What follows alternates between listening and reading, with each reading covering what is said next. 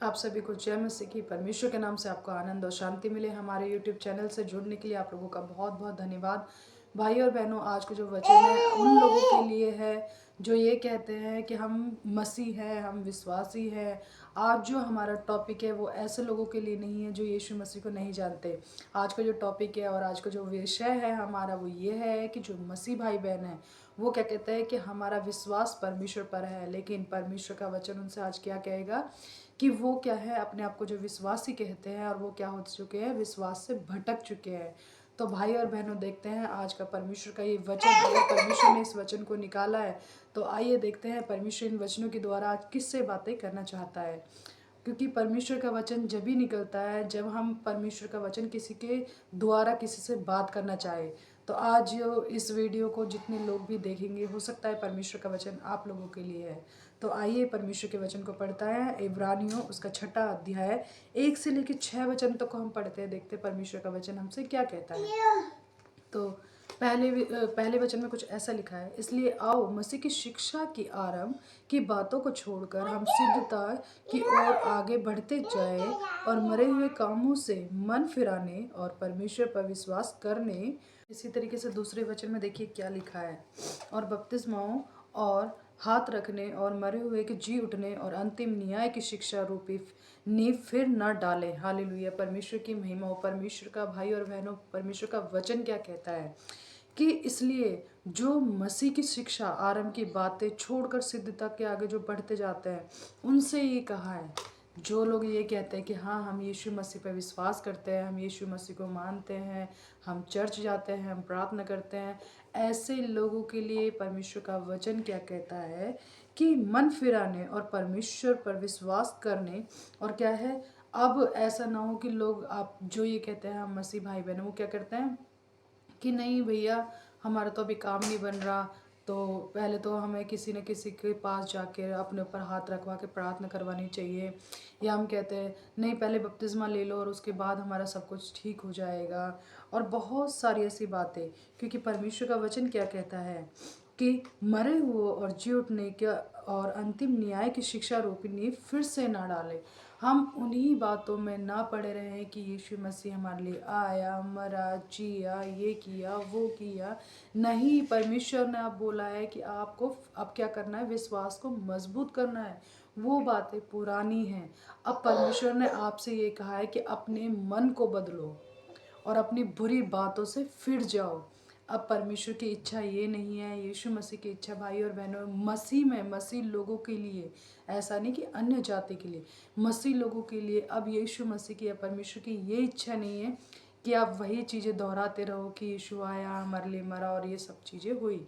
नहीं, अब यीशु मसीह आपके विश्वास से चाहते हैं, आपसे चाहते हैं कि आपका जीवन, आपके जो बुरी बातें हैं उनसे क्या करना है, अब आपको फिरना है। जैसे भाई और बहनों, देखिए चौथे वचन में क्या लिखा है, क्योंकि जिन्होंने एक बार ज्योति पाई और जो स्वर्गीय वरदान चख चुके हैं और पवित्र आत्मा के भागी हो गए हैं और परमेश्वर के उत्तम वचन और आने वाले युग की सामर्थ का स्वाद चख चुके हैं। हालेलुया, परमेश्वर की महिमा हो। परमेश्वर का वचन किसके लिए कह रहा है? मसीह भाई बहन के लिए, कि वो क्या कर चुके हैं, वो स्वर्गीय वरदान को चख चुके हैं, वो परमेश्वर को चख चुके हैं। उसका रीज़न ये है क्योंकि उन्हें पता चल चुका है कि यीशु मसीह ही हमारा उद्धार करता है और वो स्वर्गीय वरदान को भी चख चुके हैं। उनको ये पता है कि अगर हम यीशु मसीह पर विश्वास करेंगे तो रास्ता परमेश्वर के पास जाने का और स्वर्ग में जाने का रास्ता यीशु मसीह है। वो वरदान चख चुके हैं। और परमेश्वर ऐसे लोगों के लिए देखिए क्या कहता है कि वो क्या होता है, पवित्र आत्मा के भागी भी हो चुके हैं, यानी कि उन्होंने बैप्टिज्म ले चुका है, उन्होंने बपतिस्मा ले चुका है, क्योंकि वो आत्मा के भागी हो गए।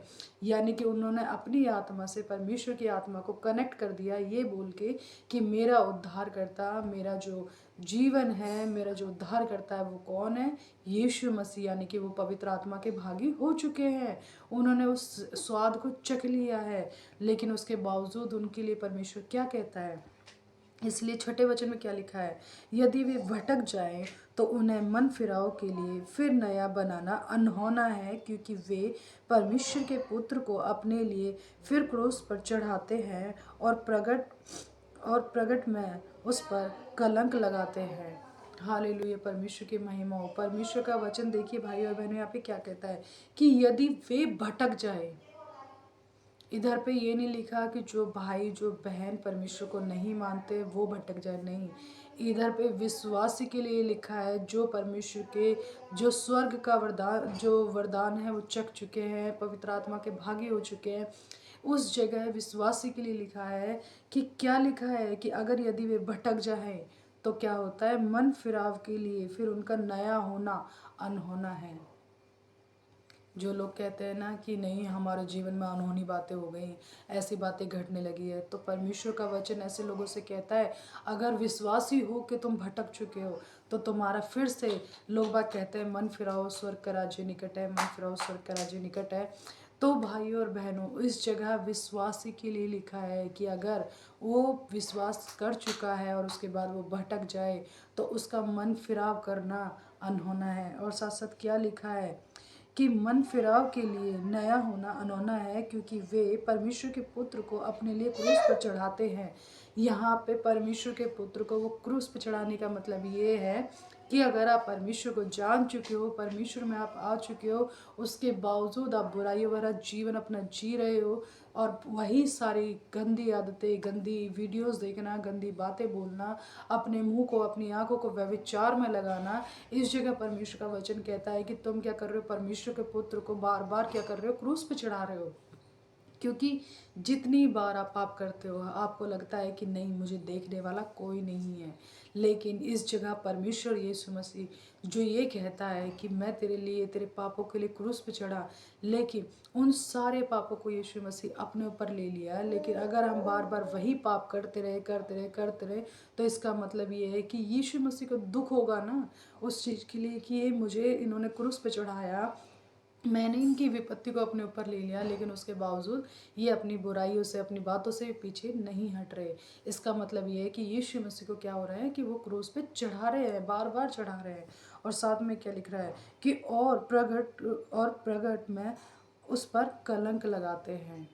हालेलुया, यीशु मसीह पे कलंक लगाते हैं। उसका रीज़न ये है, अगर आप मसीह हो तो लोग बाग मसीह लोगों को बहुत जल्दी टॉर्चर करते हैं। उसका रीज़न ये है, जब हम ये कहते हैं कि हम मसीह हैं और हमारा स्वभाव नहीं बदलता, हमारा जीवन नहीं बदलता, तो लोग सबसे पहले टारगेट क्या करते हैं, अब तो यीशु मसीह को मानते हो तो आपके अंदर ये चीज़ बदलाव क्यों नहीं है।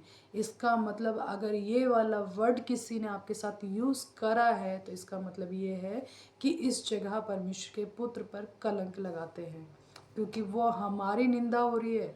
हमारी निंदा के साथ साथ किसकी निंदा करा रहे हैं, हम अपने जीवन से परमेश्वर की, परमेश्वर के पुत्र की निंदा करा रहे हैं। भाइयों और बहनों, इसीलिए अपने जीवन को बदलिए।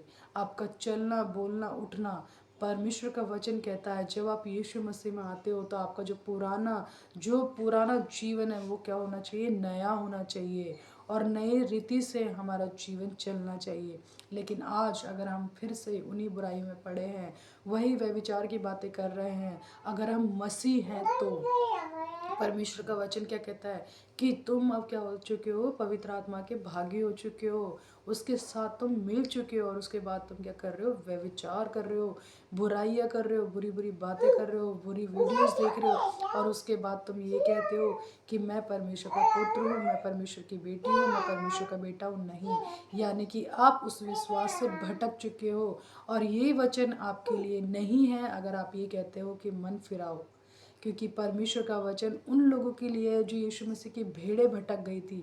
ये वचन उन लोगों के लिए था जो यीशु मसीह को मानते नहीं हैं, उन्हें हम परमेश्वर के पास ला सकते हैं। जो भटक चुके हैं या जिनको नींव तो डाली, यीशु मसीह का वचन उनके जीवन में गया लेकिन उनकी संगति न होने के कारण वो पीछे हो गए, उनका मतलब ये है कि उनको मसीह में लेके आओ। लेकिन इसका रीज़न ये नहीं है जो अपने आप में मसीह है, जो विश्वासी है, जो सब कुछ मानता है, जो चर्च जाता है, ये वचन उसके लिए नहीं है। क्योंकि आप क्या कर रहे हो, परमेश्वर को कलंकित कर रहे हो। भाई और बहनों, अगर आपके जीवन में ऐसी चीज़ें हैं तो प्लीज़ बदलिए, क्योंकि परमेश्वर नहीं चाहता। क्योंकि जब हम कोई बुरा काम करते हैं तो हमारे जो पेरेंट्स होते हैं उनकी क्या होती है, इंसल्ट, उनकी एक बेइज्जती होती है एक बच्चे के द्वारा। उसी तरीके से हम क्या है, परमेश्वर के पुत्र और पुत्रियाँ हैं। हमारे जीवन से परमेश्वर की इज्जत और परमेश्वर की बुराई होती है।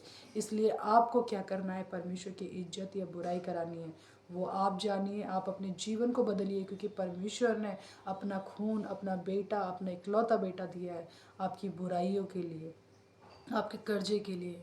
और अगर उसने सब कुछ आपको अपने ऊपर ले लिया, आपकी सारी प्रॉब्लम्स को, तो आपको भी परमेश्वर के लिए अपने जीवन को बिताना चाहिए। आप लोगों का धन्यवाद करते हैं, हमारे यूट्यूब चैनल से फिर से जुड़ने के लिए आपका बहुत बहुत धन्यवाद करते हैं। आप सभी को जय मसीह की। परमेश्वर के नाम से आपको आनंद और शांति मिले, इन वचनों के द्वारा आपको अनुग्रह मिले। आमीन।